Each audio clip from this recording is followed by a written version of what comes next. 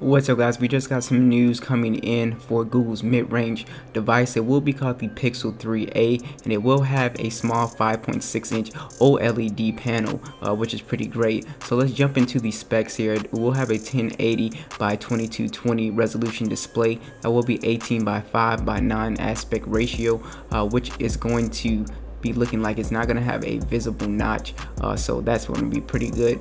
So the 3A will have a 12 megapixel camera on the back, which is going to produce the same quality as the Pixel 3, which is going to be really awesome. The chipset is supposed to be taking slower photos, so it's not going to be as fast. You are going to have an 8 megapixel wide angle selfie camera on the front, but no second wide angle dual module.